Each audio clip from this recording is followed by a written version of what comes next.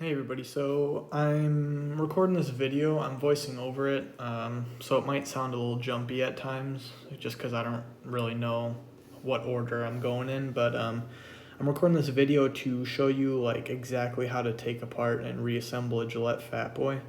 I have two shown, it's going to be like a 1960s and earlier, and then two short points there I have a different kind of end cap, just so I can show you how to do that.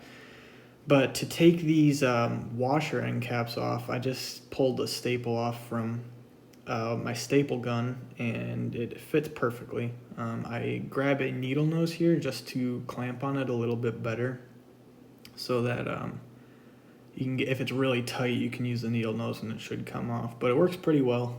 There's probably a lot of different ways to take that off, but that's just what I did. Found it pretty easy. And then once that cap comes off, there's going to be a spring under there. Sometimes that spring can shoot out, but if you're gentle with it, it should be fine. The other way, the post, I think it's 1960s, and if I'm wrong about any of this information, or you guys have a better way of doing it, please just let me know, because this is literally the first one I've ever done. And like I said, I just couldn't find a whole lot of information out there, so that's why I'm putting this out there, hopefully to help somebody else that's looking for info. And then here, we have the other type of end cap. It's more like a pressed on, I don't even know what you could call that, but it's pressed on. So the best way I saw on, I think it's called like Blades and Badger, or Badger and Blades, is to take just a small socket. It referenced a 5mm in it. And I can't recall who put this out there, but sorry if you see this and you're like, where's my credit? Well, just look at that forum and it'll show you. But you just press the socket on to the end with a hammer and give it a few good taps, and it should pop off. Here I think I'm grabbing a bigger one because I wasn't sure if it was getting past that center where it is pressed on. And I think it should just take a few more taps and it should come off. Let's see. Yeah, popped off there. And what that's doing is it's just pressing that clamped part through to the T-bar, and that's expanding what's clamped on so that it can come off. And I know it might look a little bit beat up, but that's really the best way I've found to get it off. And I'll go over how to put it back on later in the video when we're putting the other one on as well. And that's just the T-bar coming off. So once you get that off, it might be a little tough to slide off, but I suggest not pulling by the doors, pulling by the center of that T-bar, and it should come off fairly easy. I really don't suggest like putting a needle nose or like a pliers on there at all, just because it could ruin the metal a little bit. And then here I actually found a better way to get these doors off, and it's just having that half rubber, half metal pliers I have right there and just pulling the door off. And I can insert a video of that. But yeah, I'll add that video. I'll just put it right after this. The way I was doing it here, I don't know, I wasn't really thinking about it. With that screwdriver, you could mark up the metal a little bit. That's why I like doing it this other way. And it's a lot faster and it's a lot easier to get them off. Just pops right off, really. And it's a lot safer for the metal too, because I should really have a double-edged like plastic needle, or not a needle nose, but a pliers. But I ordered one. It's in the mail. I haven't got it yet, and I was impatient, so I just used that one. So the next part is just pulling off the blade guard, and then also the piece that actually makes the razor adjustable. And what I do here is I just put a lot of cloth around the handle of the razor so that it doesn't mark it up, and then I just put a vice grips on. And you don't really want to be too aggressive, but you don't want to be too light with the vice grips either, otherwise it's not going to grip on. But you don't want to be too aggressive to where it's marked, like, it ruins the metal. Obviously, you don't want to ruin the metal on the razor because it's, I don't know why anyone would want to do that, but so you want to find that sweet spot in between, and then I just grab it and twist it really, really, like, really short amount back and forth until I can feel it get loose. And then I just take the vice grips off, and you don't want to disconnect it all the way because there's a pin in here that can come out really easy, and it's really small, really hard to find. So I pointed out right there, it's that red pin in there. So once it gets loose, just do it by hand real soft, and just make sure that you know where that pin goes. And there I show that pin again. It's really hard. I've dropped it on the ground a bunch of times. Super hard to find if it does fall, so I suggest you keep it in a nice place and just keep track of everything. That's a really important part too, is just having a clean work area just so you can keep track of everything.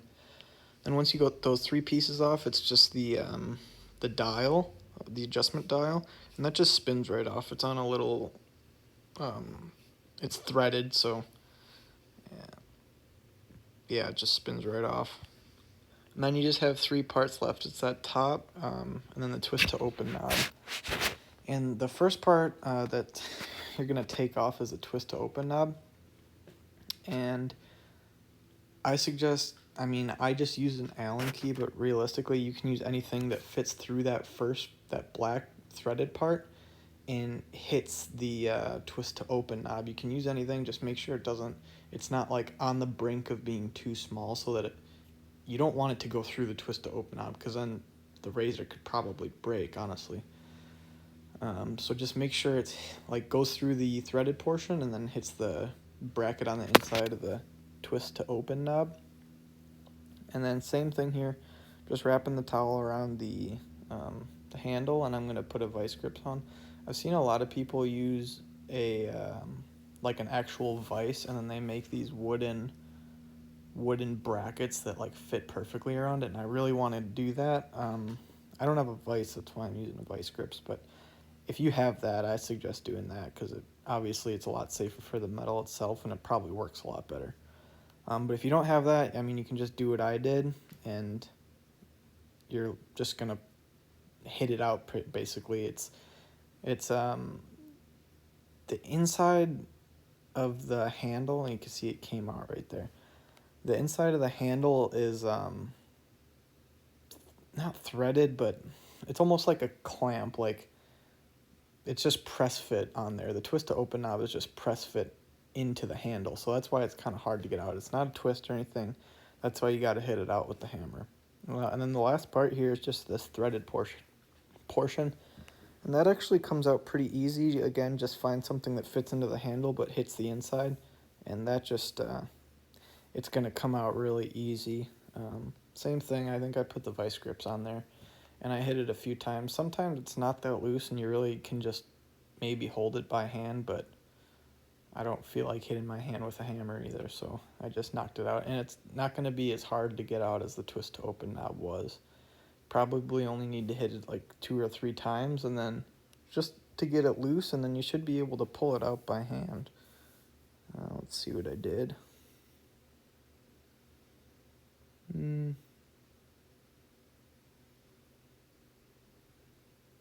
Oh, looks like I might have not gotten it out. I don't really know what I'm doing here, but just wrapping it again, it looks like.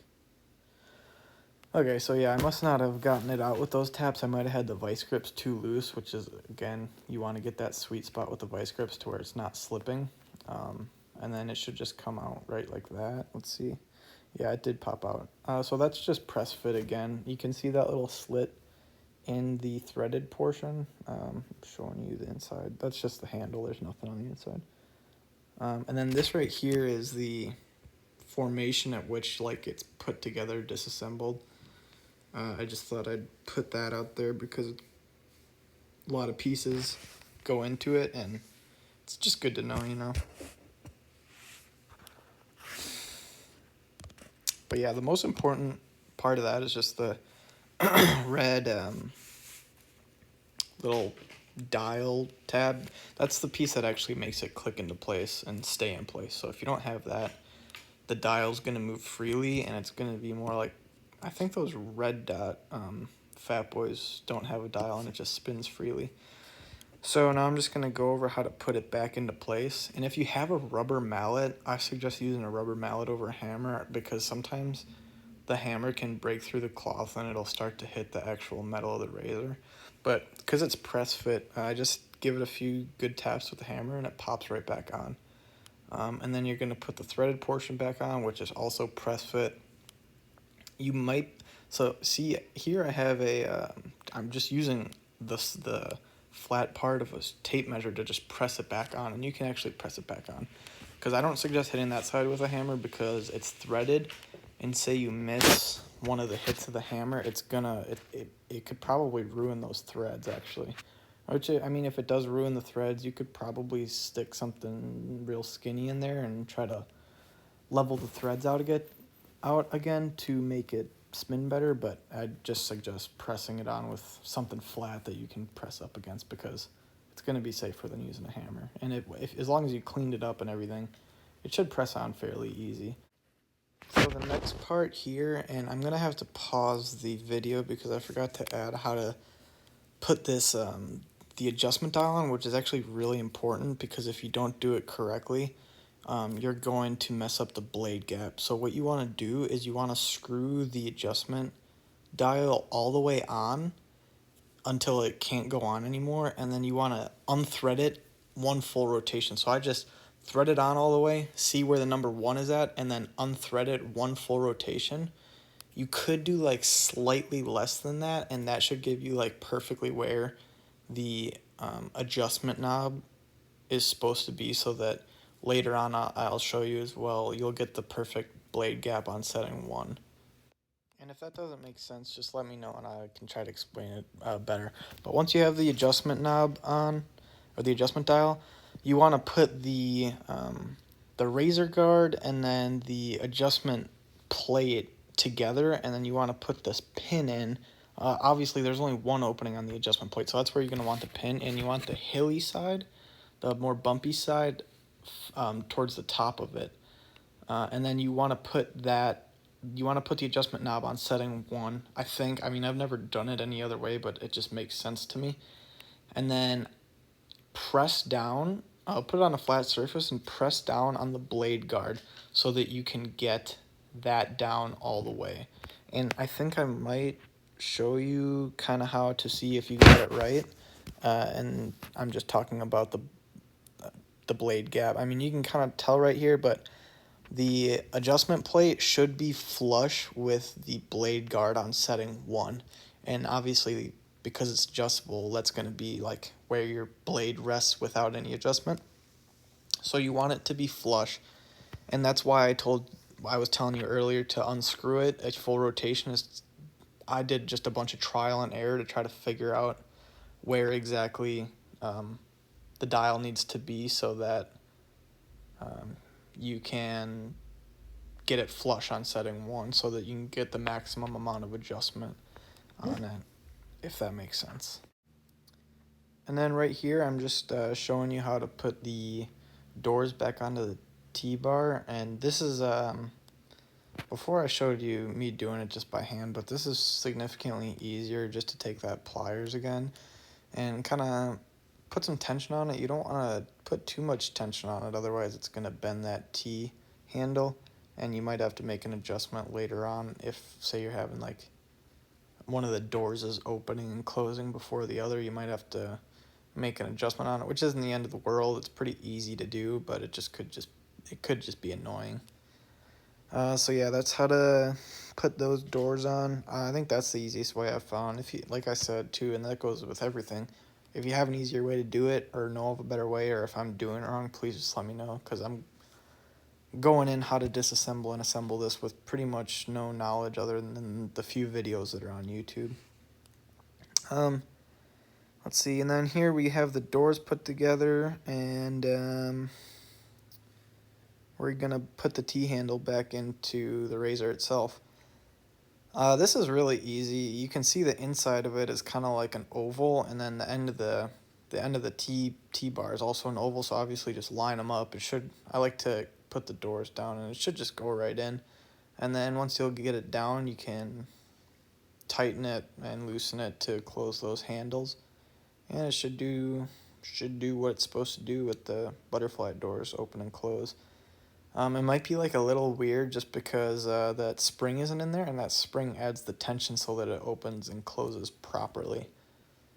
Sometimes, like with the other Fatboy I have, sometimes it's kind of hard to get the T-handle in there, but just work it. You know, you don't want to hit it with a hammer or anything. Like if it's not going in, you don't want to hit it with a hammer because that could really bend the top of that T-bar, and that's not what you want to do because I've never done it, but I feel like that would just cause a lot of problems in terms of opening the door. And here you see I just put the spring on, and then I am tightening that screw. This is the one that you can take out and tighten with that staple from the staple gun. And that's pretty much the end of it. I mean, it's pretty simple, you know. It's just really this like specifications, like knowing to turn that dial one full rotation so that the blade gap is good. That's pretty important, and I couldn't really find that anywhere. I mean, it's probably out there somewhere, but in terms of like easy access, I really couldn't find it.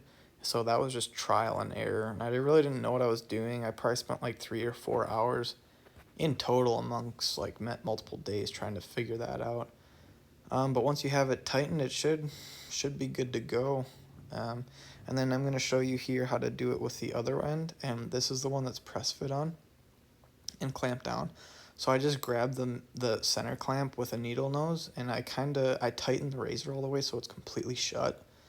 And then I press down and squeeze at the same time so that once it gets past that little ball on the end of the T-handle, you can clamp it down and it'll stay in place.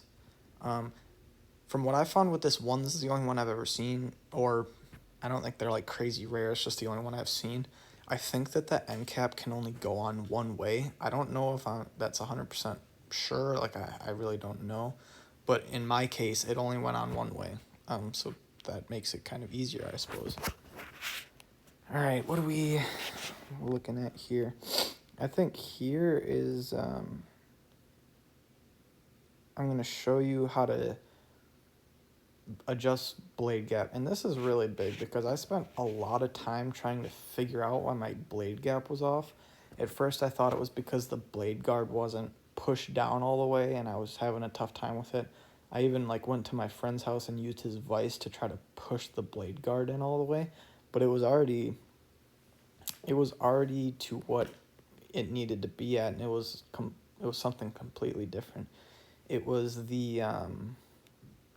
it was just that the blade guard was like slightly bent up, and that was making the blade gap be off. And I'm just going to reference the blade gap measurements right now. So how you want to measure blade gap is, well, in the video here, I'm just showing you how the adjustment plate goes up when you spin the dial, which is kind of common sense. That's how it makes the razor adjustable. And I mean, if it doesn't do that, something's messed up. So I would probably take it apart again and try to see if maybe the threads are stripped or something like that that's making it not twist down how it's properly supposed to. But like I said earlier, on setting 1, that adjustment plate should be flush with the blade guard. And the easiest way that I found to measure blade gap is obviously put a blade in, and then on setting 1, tighten it down all the way. And here I zoomed in a lot to show you, but I think it should be on setting 1 right now. And yeah, you just want to get the razor flat, and then if you need a feeler gauge as well, which I think I show you eventually, but yep, here's the feeler gauge. So I've seen online people say that I've seen anything between 0.014 and 0.011. So, I mean, you could adjust setting 1 for either of those. I just met in the middle and I did 0.012 eventually, and you just want to stick the feeler gauge in between the blade guard and the blade itself. So this blade is just some old blade that I'm using just because I know it's probably going to get dull. So I suggest don't use a new blade because it's a waste of a blade. But yeah, just go through it and make sure that on setting 1, you're measuring in at like whatever specified number you want. I used 0.012, and then I loosened it up to level 9, and then that gave me my level 9 to max it out at 0.038, I think it was, or 0.04, something like that, which is a pretty big blade gap. Like, that's a pretty aggressive shave. So I found that for me, that was like the perfect amount of blade gap for setting 1, was that between 0.011 and 0.014. And that's the blade gap on setting 9. As you can see, it's pretty big. So yeah, and if the blade guard is bent, you can just take one of those double-edged plastic pliers and just bend it slightly down whichever way you're trying to go, and that should do it. Another issue I had is when I was bending the blade guard down, I noticed that when it was good and my blade gap was good, I was opening and closing the razor, but it was kind of catching on the bottom of the blade guard, and that was making it like pop open and pop close. Not pop, it was just you had to twist a little bit harder to make it go open and closed, and that was making it, like I said, pop open and pop close, because it's like a little arc at the bottom of the blade guard. It's an arc, and when I was bending it down, it was closing the gap between the T-handle and the blade guard, so I just bent the arc out a little bit, and that did it. So that's really all I have. I'm sure I'm forgetting a bunch of stuff, so if you have any questions, just, leave a comment, and I'll try to get back to it. Yeah, and like I said earlier, if I'm doing it wrong, or if there's any information y'all have for me, please let me know. That'd be greatly appreciated. Thanks.